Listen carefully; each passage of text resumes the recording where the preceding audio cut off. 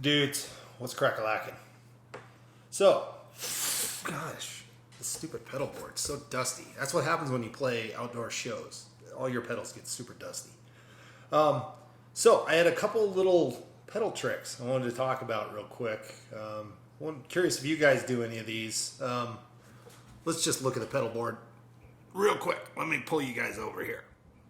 Okay, so let's do the math. 1, 2, 3, 4, 5, 6, 7, 8, 9, 10, 11.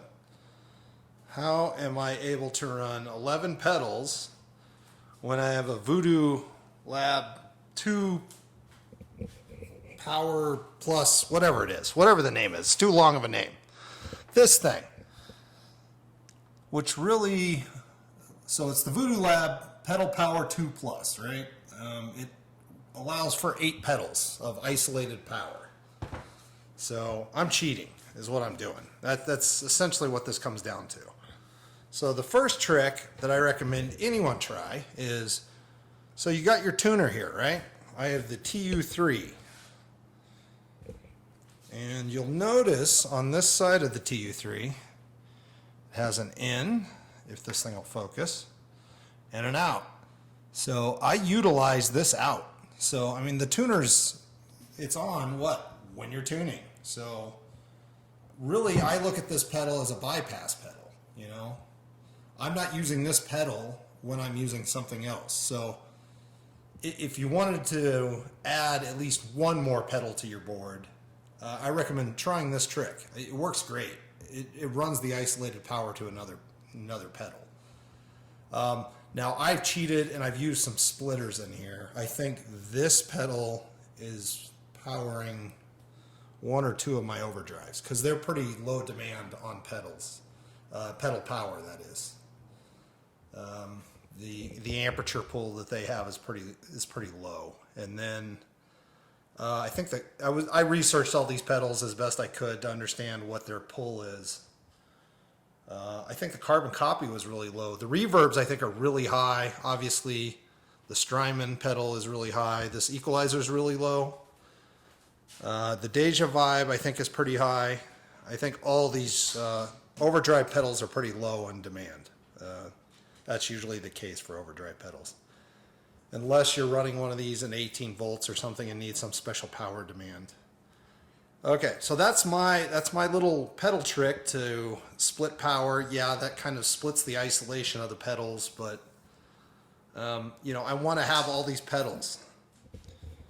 Okay, so here's a quick view of the splitter, one of the splitters I'm using. So that's the isolated power, and all I'm doing is just using kind of like a Y cable. So I'm powering, you know, the Morning Glory and the Archer at the same time. It's usually the combination I use the least for the pedals. If you watch one of my other videos, it kind of gets me that pushed Fendery, John Mayer kind of tone. So, yeah. So give that a try. Again, if you're really concerned about the isolation of power, just add the 1 if you just use the out from the tuner and power just 1 additional pedal. That way you could have 9. Again, I have 11 here, so you can see I'm super cheating. But yeah, that's how I run it, so I can run 11 pedals. I wanted more than 8. Sorry, guys. Okay, so I can take no credit on this one at all. I watched a video with Josh from JHS and Paul Gilbert. And this is really Paul Gilbert's trick. And I thought it was genius. So I'm going to take this knob off of this pedal and show you kind of what's going on. I need a Allen wrench, not a screwdriver. So hold on 1 second.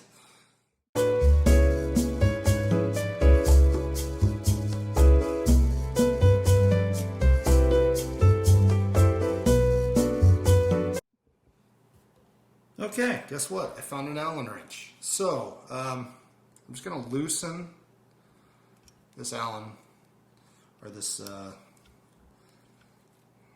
Allen screw, and voila, look what's under there.